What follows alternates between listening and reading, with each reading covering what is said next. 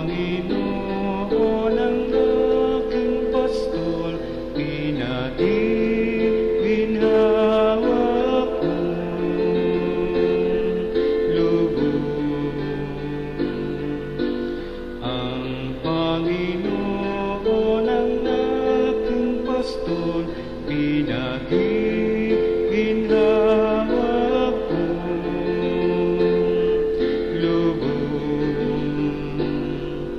Handog niyang himlayay, sariwang pastulan, ang pahingahan ko'y payapang batisan, hatid sa kaluluwa ay kaginhawahan sa tumpak na landas.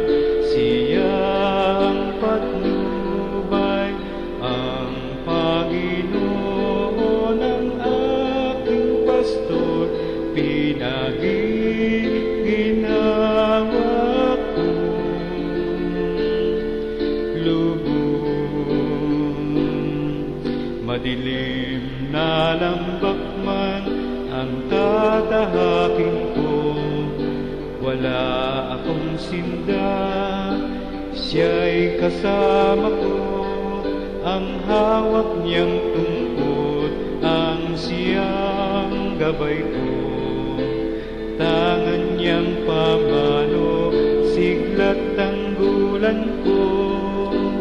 Ang Panginoon ang aking pastor, pinagiginhawa kong lubos.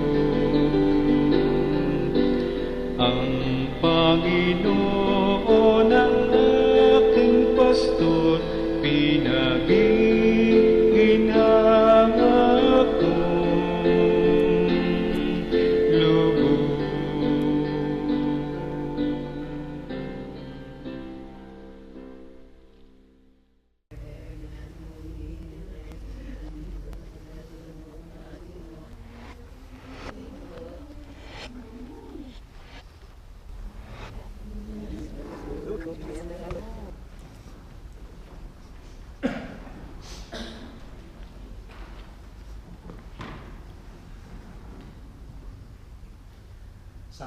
Sama nating simulan ang misa bilang tanda na tayong lahat ay nagkakaisa, isang kawan ng ating Panginoon.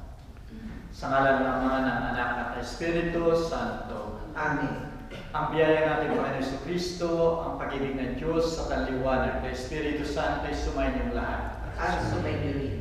Pinamahal ko mga kapatid sa pananampalataya, sa maraming pagkakataon sa ating buhay na tayo hindi sumunod sa mga halimbawa ng ating Panginoon, humingi tayo ng kapatawaran sa Kanya.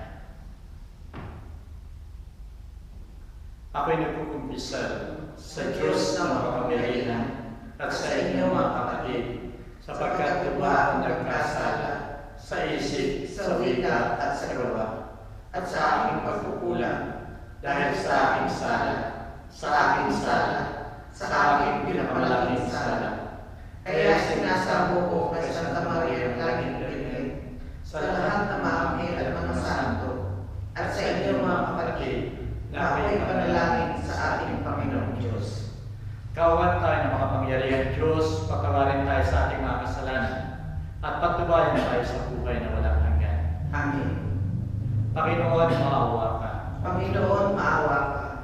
Kristo, maawa ka. Kristo, maawa ka. Panginoon, maawa ka. Panginoon, maawa ka.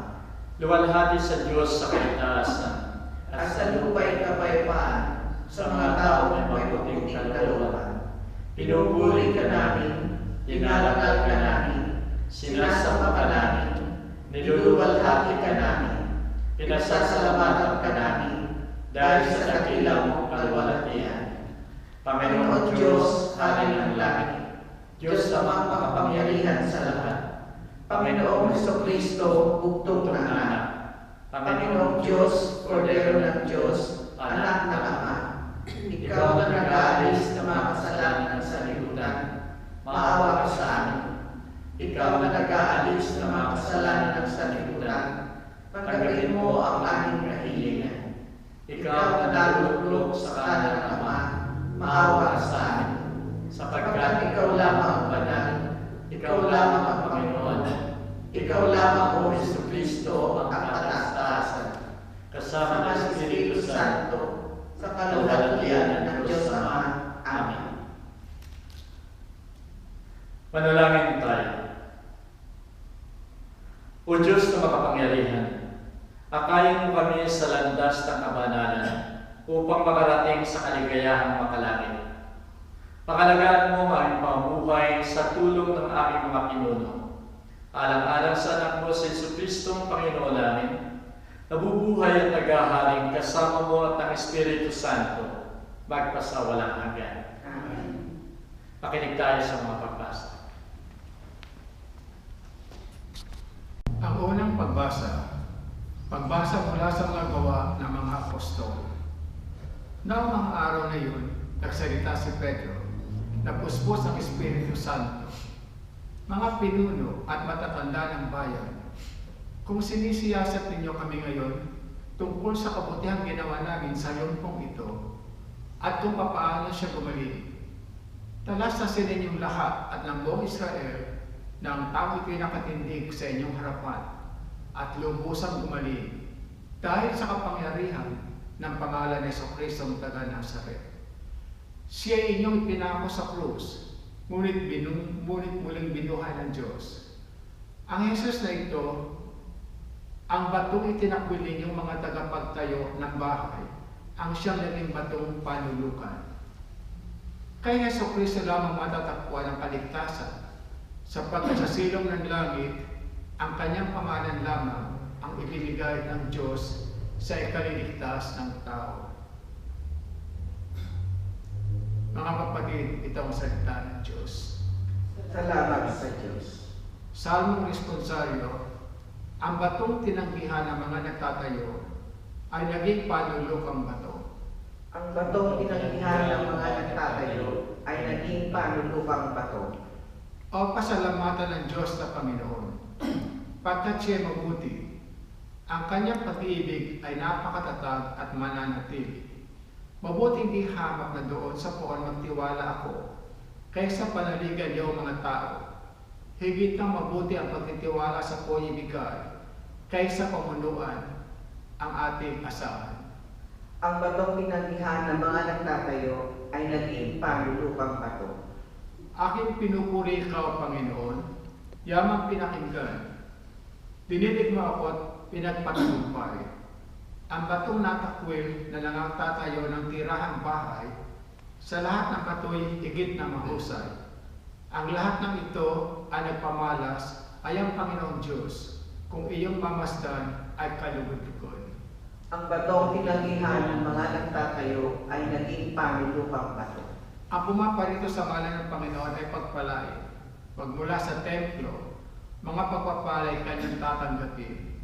Ikaw ay aking Diyos, kaya naman ako'y nagpapasalamat. Ang pagkadakila mo ay ihahayag. O pasalamatan ng Diyos sa poon, pagkat siya'y mabuti, ang kanyang pag-ibig ay napakatatag at mananatili. Ang batong tinanggihan ng mga nagtatayo ay naging panulukang bato. Ikalawang pagbasa. Pagbasa mula sa unang sulat ni Apostol San Juan. Mga pinakamamahal, isipin ninyo kung gaano kalaki ang pag-ibig sa atin ng Ama. Tinatawag niya tayong mga anak ng Diyos, at iyan ang totoo. Ito ang dahilan kung bakit hindi tayo nakikilala ng mga makasanlibutan. Hindi nila kinikilala ang Diyos. Mga minamahal, sa ngayon, tayo'y mga anak ng Diyos, ngunit hindi pa nahahayag ang magiging kalagayan natin. Gayunman, alam natin sa pagparito muli ni Kristo, tayo'y matutulad sa Kanya, sapagkat makikita natin siya sa Kanyang likas na kalagayan. Ang salita ng Diyos. Salamat sa Diyos.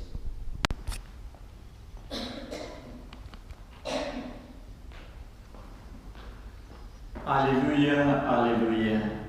Ako ang mabuting pastol, wika ng Panginoon. Nakikilala ko ang aking mga tupa, at ako naman ay nakikilala ng mga aking. Alleluia.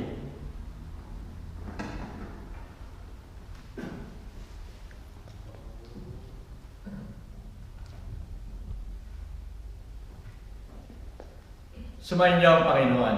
At sa rin. Ang pagbasa sa Banal na Ebanghelyo ayon kay Juan. Luwalhati sa iyo, O Panginoon. Nang panahon yun, winika ni Jesus, "Ako ang mabuting pastol."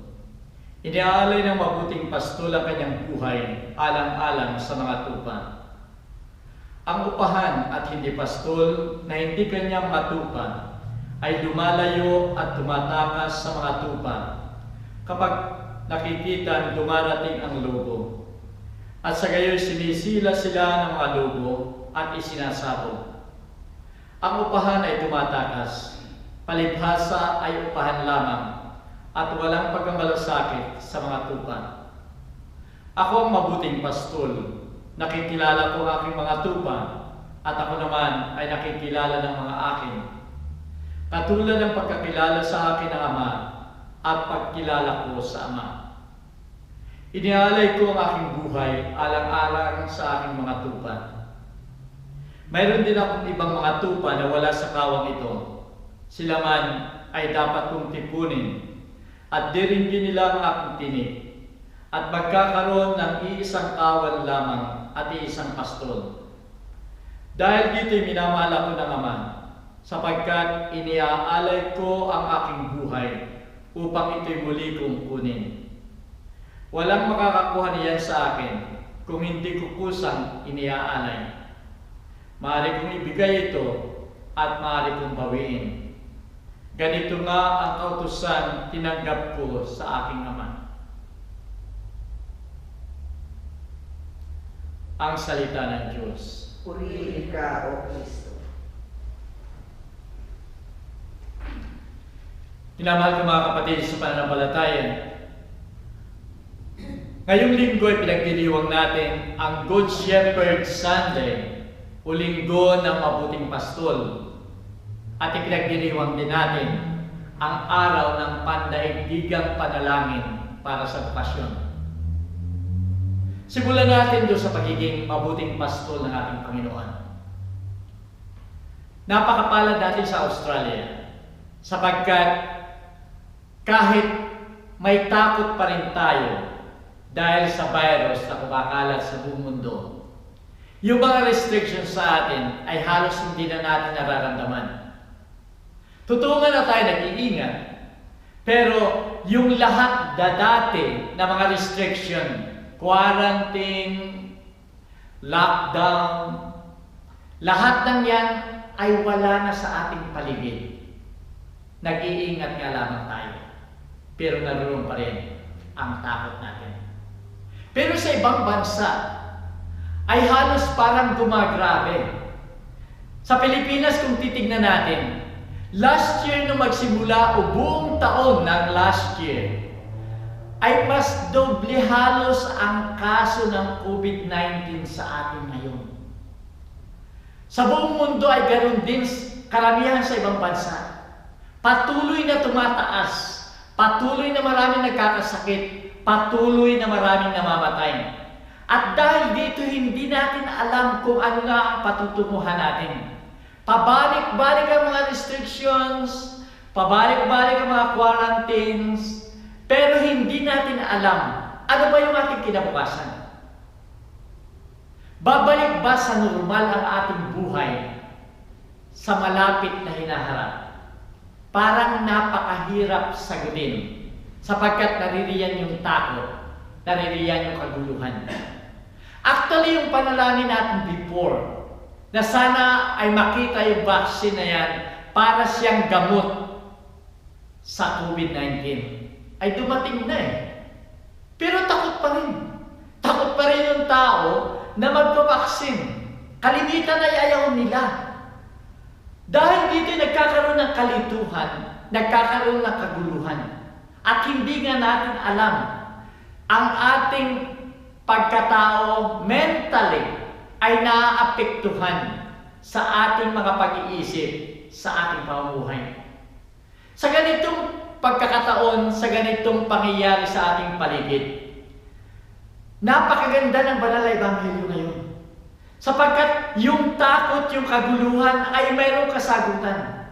Sa pagsabi ng ating Panginoon, ako ang mabuting pastol. Siya ang ating kasagutan. Pastol na nakahandang mag-alay ng kanyang buhay. Pastol na kung gagayahin natin, magiging model natin ang kanyang katangian. Ikaw man ay leader, ikaw man ay pastol, ikaw man ay tagasunod, ano man ang katayuan mo, kung susundin natin ang halimbawa ng ating Panginoon na mabuting pastol, makagawa tayo ng paraan upang malagpasan natin ang ating dinaranas na pagsubok sa buhay. Ano ba yung mga katangian ng ating Panginoon bilang isang pastol? Sinasabi niya, bilang isang pastol, ako ay leader, tunay na leader, na hindi nandaraya, hindi ako nanluluko na aking kapwa. Isang leader na naroon ang tunay na pagmamalasakit, na naroon ang tunay na paglilingkod. Paglilingkod na walang iniisip, kundi yung ibang mga tao at hindi yung kanyang sarili. Ang isa pang katangian na sinasabi ng ating Panginoon, kaya niyang alagaan o aalagaan niya yung kanyang kawan. At ito ay kanyang gagabayan patungo sa isang masagana at mabuting pastulan. Sinasabi dito, aakayin, hindi papatayin, hindi nanakawin, kundi aakayin sa mabuting pastulan. Ito ang mabuting katangian ng mabuting pastol. Isa pang katangian ng mabuting pastol, hahanapin niya yung mga nawawala. Kung ikaw ay nalilito, nawawala, wala ka sa kawan, hahanapin ka ng mabuting pastol hanggang ikaw ay matagpuan. At kung kinakailangan, ialay niya ang kanyang sariling buhay sa pagtatanggol sa kanyang mga kawan. Gagawin niya ito para sa pagmamahal sa kanyang kawan. Minamahal ko mga kapatid, ito'y ginawa ng ating Panginoon. Hindi lamang sa salita, kundi sa gawa ipinakita niya ang lahat. Ipinakita niya na sa kanyang paglilingkod sa kanyang kapwa bilang isang mabuting pastol. Lahat ay itinangin niya. Lahat ay espesyal sa kanya. Kahit sinasabi niya sa banal na ebanghelyo, kahit wala ka sa aking kawan, ikaw man ay nasa kabila, ikaw man ay makasalanan, ikaw man ay hindi sumusunod sa akin, ikaw pa rin ay aking paglilingkuran. At ito'y ginawa ng ating Panginoon. Mayaman, mahirap, kaaway, tagasunod, ang lahat ay pinaglingkuran ng ating Panginoon. Kung ito ang susundin nating lahat, sapagkat hindi lamang leader ang pastol, kundi ang bawat isa sa ating mga Kristiyano ay may pananagutan sa ating kapwa. At kung tayo may pananagutan sa ating kapwa, tayo ay mga pastol sa ating kapwa at dapat nating tularan ang halimbawa ng ating Panginoon bilang mga pastol. Sa katayuan natin ngayon, dapat yung mga leaders ng mga bansa ay tumulan sa mabuting pastol. Marami sa mga leaders ang nagkukulang. Marami sa mga leaders ang nagtatangi ng kapartido lamang. Sa kanilang paglilingkod ay namimili sila. Namimili ng kanilang tutulungan. Namimili ng pagbibigay ng mga ayuda. Pero kung ang modelo ng ating Panginoon na wala siyang itinatangi, lahat ng mga naglilingkod sa pamahalaan, pasimula sa taas hanggang sa ibaba, ay ito katangian ng ating Panginoon na tunay na paglilingkod sa kapwa ang gagawin ang pagkilos at sa buhay. Magiging maayos tayo sa pagharap sa ating pandemya na nararanasan. Minamahal ko mga kapatid, sinasabi dito, titipunin ko ang aking kawan. Yung wala dito ay kukunin ko at papakinggan nila ang aking tinig. Dahil sa halimbawa ng ating Panginoon, naroon ang trust, naroon ang pagtitiwala, at hindi tayo matatakot, hindi tayo magugulo, sapagkat maliwanag, salita at gawa ay patuloy na ibinibigay ng ating Panginoon. Minamahal ko mga kapatid, kung lahat ng mga tao sa mundo, lalong-lalo na yung mga pinuno ng mga bansa, ay katulad ng ating Panginoon, kaya nating harapin, kaya nating lutasin ang pandemya, ang mga problema na ating nararanasan. Tungkol naman doon sa ikalawa, na ito'y araw ng panalangin sa bukasyon. Tayong lahat ay inanyayahan. Tayo na bumubuo ng simbahan ay nangangailangan ng mga pastol, ng mga leader ng simbahan na maglilingkod sa ating kawan. Totoo nga na mga leader na ito ay dapat maging katulad ng ating Panginoon. Pero kinakailangan tayong magkaroon.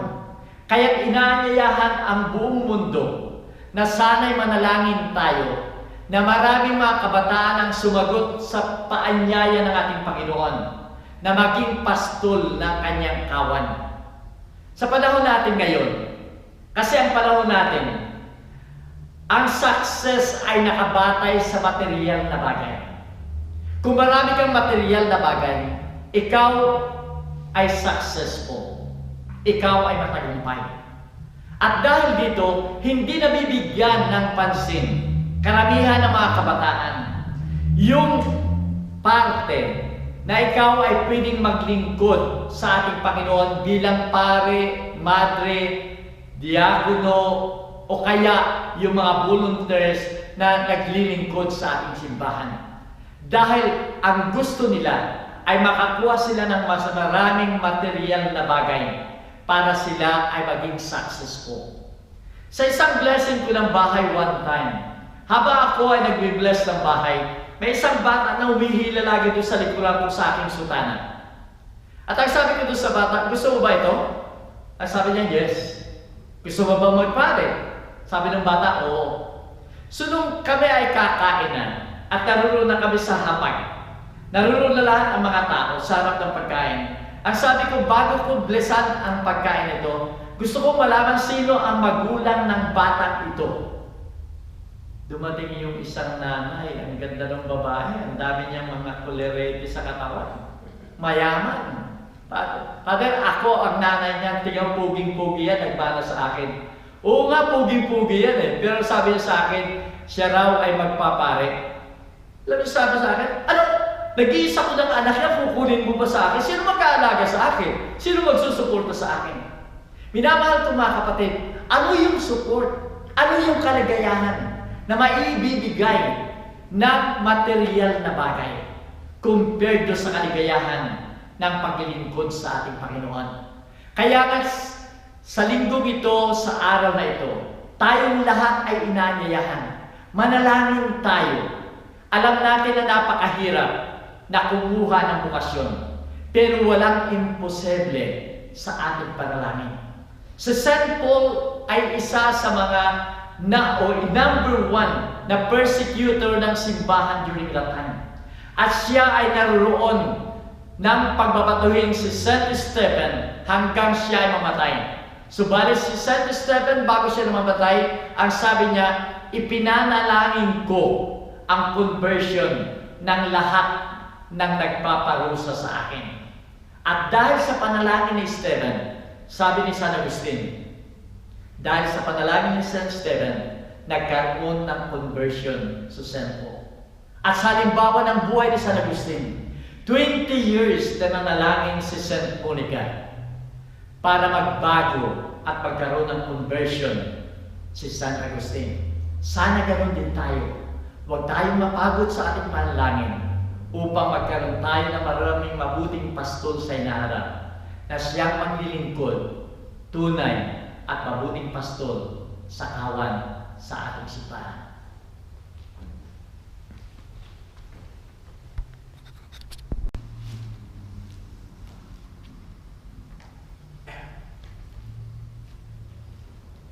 Bilang pagtitiwala natin sa mabuting pastol, ipahayag natin ang ating pananampalataya. Sumasampalataya ako sa Diyos amang makapangyarihan sa lahat, na may gawa ng langit at lupa. Sumasampalataya naman ako kay Jesucristong iisang anak ng Diyos, Panginoon nating lahat. Nagkatawang tao siya, lala ng Espiritu Santo, ipinanganak ni Santa Maria Virgen, pinagpakasakit ni Poncio Pilato, ipinako sa krus, namatay, ibinaon, nanaw sa mga impyerno, nang may tatlong araw, nabuhay na maguli, umakyat sa langit, naluluklok sa kanan ng Diyos sa mga makapangyarihan sa lahat. Doon magmumula, paririto at hukom sa nangabubuhay at nangamatay na tao. Sumasampalataya naman ako sa Diyos Espiritu Santo, sa Santa Iglesia Katolika, sa kasamahan ng mga santo, sa kawawalan ng mga kasalanan, mabubuhay na maguli ang nangamatay na tao, at may buhay na walang hanggan. Amen.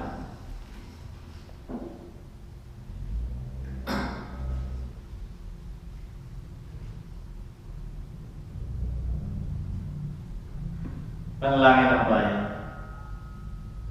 Manalangin tayo sa Diyos Ama upang sa ating pagsunod kay Jesus na kanyang anak, ang mabuting pastol, tayo maging mga instrumento ng kanyang pag-ibig at pagkandili sa kanyang bayan.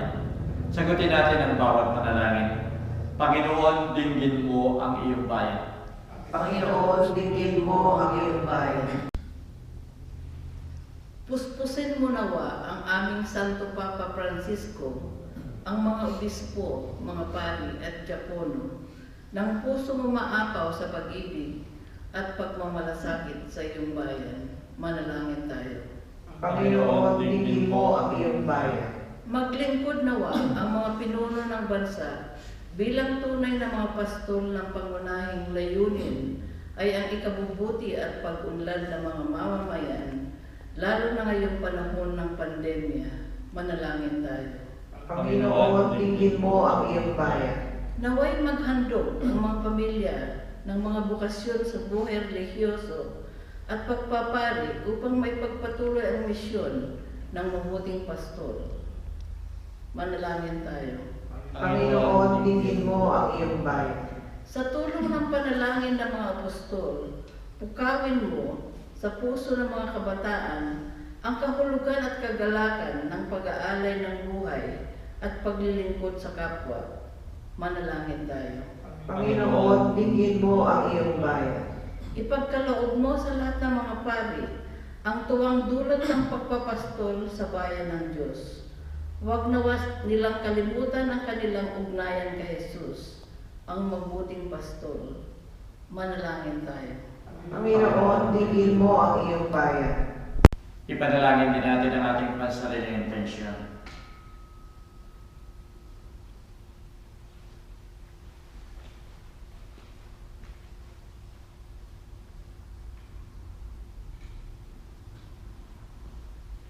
Diyos Ama, isugo mo ang iyong anak na si Jesucristo, ang mabuting pastol, upang sa pamagitan ng kanyang buhay at halimbawa ay mapatid namin kung paano ka paglilingkuran at sasambahin. Magsugo ka ng mga mabubuting lingkod na silang magpapakilala sa simbahan bilang sakramento na iyong pananatili sa aming piling.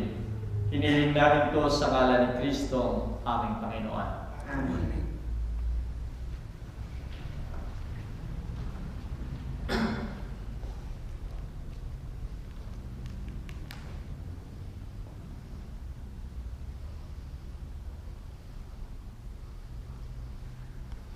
Purihin ka magaling Diyos na lahat ng kinabal sapagkat sa kabutihan ay tinanggap namin ang tinapay na inialay sa iyo, na galing sa lupa at pinagpagulan ng tao, upang maging tinapay na magdudulot sa amin ng buhay na walang hanggan.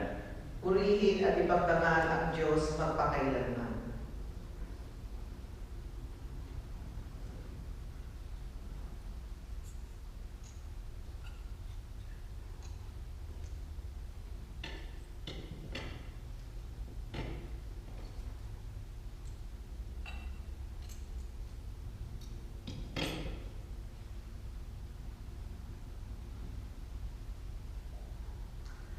Purihin ka, Panginoon Diyos, sa lahat ng hinabal sapagkat siya kabutihan ay tinanggap namin ang alak na inialay sa iyo.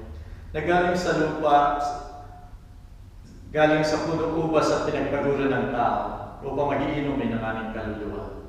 Purihin at ipagdangal ang Diyos magpakailanman.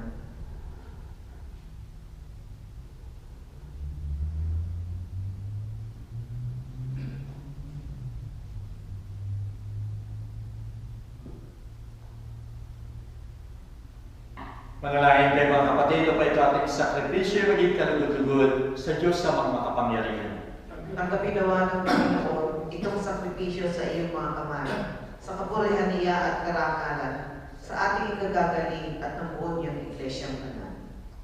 Ipagkaloob, Panginoon, na mga misteryo ng Pasko ay laging magkabisa sa amin, upang pagtubos sa aming mga kaluluwa ay magbunga ng kabanalan, alang-alang kay Kristo, aming Panginoon. Amen. Sumayin niyo ang Panginoon. At sumayo rin. Isipin ninyo at mahalin ng Diyos. Inisip namin siya at pinamahal. Pasalamatan natin ang Panginoon natin Diyos. Parapat at matuloy. Ama naming makapangyarihan, tunay ngang marapat na ikaw ay aming pasalamatan. Lalo na ngayon pinagdiriwang ang pag-aay ng Mesiyas, ang makakuntupan at tumubos sa aming lahat. Ang iyong anak na minamahal ay naghain ng sarili niyang buhay. Siya ang tupang maamo na umako sa kaparusahan upang mapatawad ang kasalanan ng salibutan. Sa pagkamatay niya sa banal na krus, sa kamatayan namin ay kanyang nilubig. Sa pagkabuhay niya bilang manunubos, pag-asa at pagkabuhay ay aming nakamit. Kaya kaisa ng mga anghel na nagsisiawit ng papuri sa iyo, nang walang humpay sa kalangitan, kami nagbubunyi sa iyong kadakilaan. Santo, Santo, Santo Panginoon Diyos na makapangyarihan, napupuno ang langit at lupa ng kaluwalhatian. Hosana sa kaitaasan, pinagpala ang naparirito sa ngalan ng Panginoon. Hosana sa kaitaasan. Ikaw nga, Panginoon, ay tunay na banal at sa'y nagmumulan lahat ng kabanalan. Basbasan mo sana mga kaloob na ito sa pamamagitan ng iyong Espiritu, upang sa aming kapapanuto ay maging katawan at dugo ni Jesucristo, aming Panginoon. Bago siya pahirapan at magpakasakit, kinuha niya ang tinapay. Nagpasalamat sa iyo. Hinati yun at ibinigay sa kanyang mga alagad na ambigan. Tanggapin ninyong lahat ito at kanin. Ito ang aking katawan na ihahandog ng dahil sa inyo.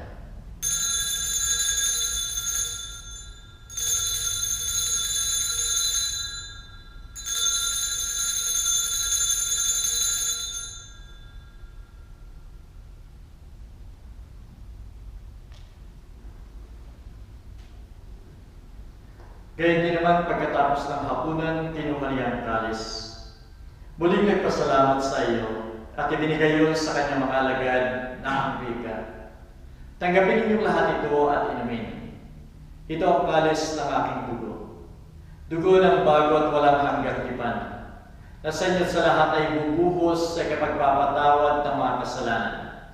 Gawin ninyo ito bilang pag-alaala sa akin.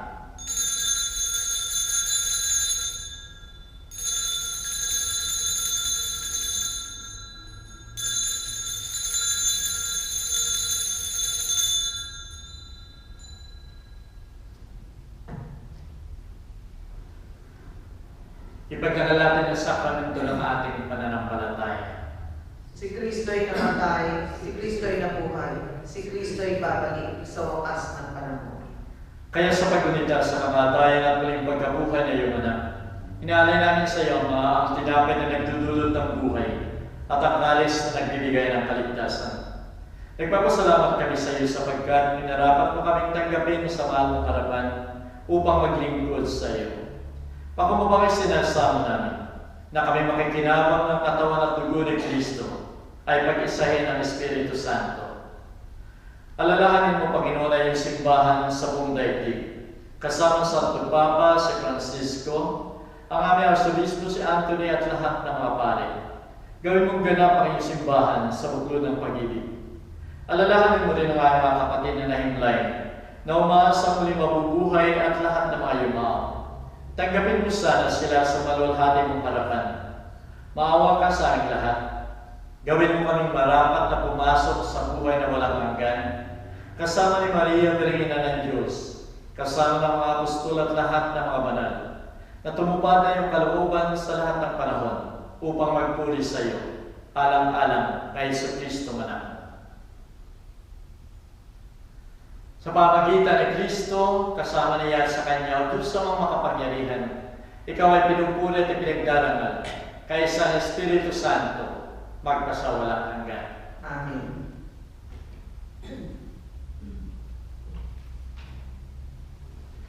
Bilang handa na tayo isang kawan na sumasamba sa ating Panginoon, dasalin natin ang Ama namin. Ama namin, sumasalangit ka, sambahin ang ngalan mo, mapasa amin ang kaharian mo, sundin ang loob mo dito sa lupa para sa langit. Bigyan mo kami ngayon ng aming kakanin sa araw-araw, at patawarin mo kami sa aming mga masala, para ng pagpapatawad namin sa nagkakasala sa amin. At huwag mo kami ipahintulot sa tukso, at iadya mo kami sa lahat ng masama. Hiniling namin ang Panginoon na iligtas mo kami sa lahat ng masama. Pagkalooban mo kami ng kapayapaan sa aming kapanahunan, upang sa tulong na iyong awa ay lagi kayo maligtas sa kasalanan at malayo sa lahat ng ligalig. Samantalang inihintay namin ang masayang pagbabalik ni Hesus Kristo aming manunubos. Sapagkat sa iyo nagmumula ang kaharian, ang kapangyarihan at kalwalhatian, magpasawalang hanggan. O Panginoon Hesus Kristo, sinabi mo sa mga apostol, kapayapaan ang iniiwan ko sa inyo. Ipinagkakaloob ko sa inyo ang aking kapayapaan. Huwag mo sana isaalang-alang ang aming mga pagkakasala, kundi ang pananampalataya ng iyong simbahan. Pagkalooban mo siya ng kapayapaan at pagkakaisa, ayon sa kasisiyan ng iyong kalooban, nabubuhay ka tagahari, magpasawalang hanggan. Amen. Ang kapayapaan ng Panginoon ay laging sumayin. At sumayo rin. Magbigay tayo ng kapayapaan sa bawat isa.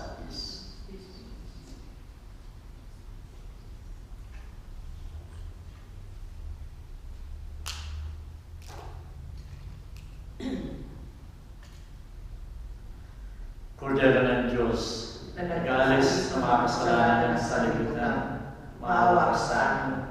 Kordero ng Diyos na nag-aalis ng mga kasalanan sa libutan, maawa ka sa amin. Kordero ng Diyos na nag-aalis ng mga kasalanan sa libutan, Ipagkaloob sa amin ang kapayapaan.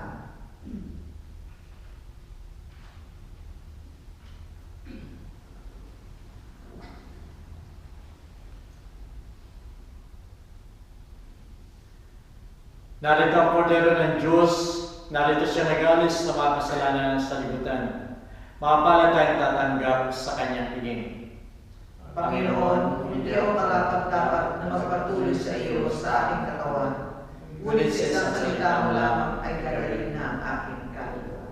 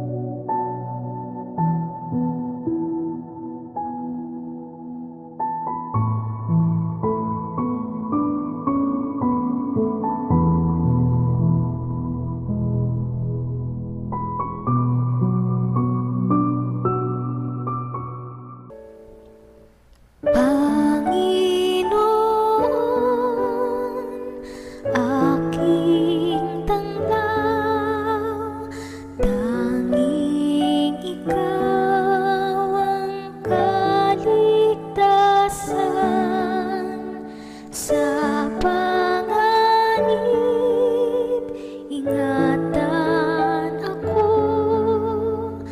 ang lingkod mong nananalig sa'yo.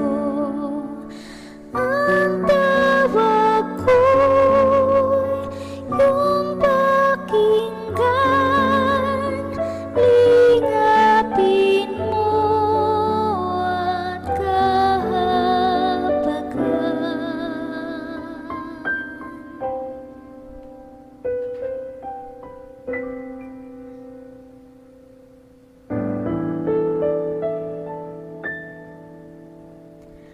anyaya mo'y lumapit sa'yo, huwag magubli, huwag kang magtago sa bawat sulok ng mundo. Ang lingkod mong hahanap sa'yo. Ang tawag ko'y iyong pakinggan, lingapin mo at kahabagan.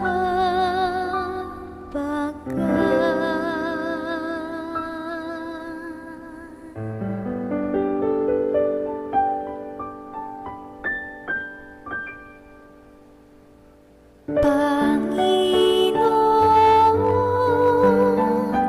aking tanglaw, tanging ikaw ang kaligtasan. Sa masama, ilayo mo ako. Ang lingkod mong nananalig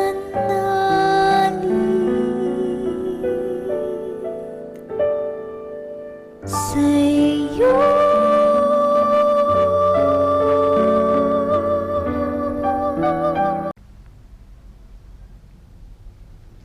Manalangin tayo. O butihing pastol, pangalagaan mo ang iyong bayan na tinubos sa iyong mahal na dugo. Patubayan sila sa pastulang walang hanggan, nabubuhay ka tagahari, magpasawalang hanggan.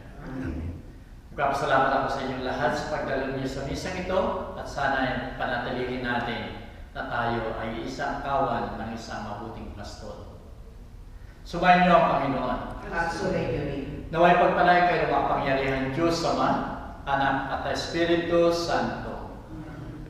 Kumain tayo mapayapa, tapos na ang misa. Salamat sa Diyos.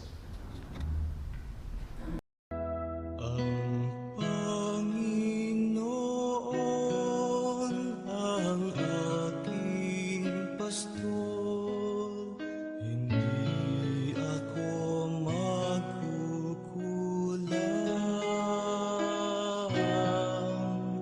Ako ay kanyang pinagpapahinga sa mainam niyang pastulan. Hinakay ako sa tahimik na batis at dulot niya'y bagong lakas. Tapat sa pangakong ako'y sasamahan niya sa tuwid na landas. Ang Panginoon ang aking pastol, hindi ako magkukulang. Ako ay kanyang pinagpapahinga sa may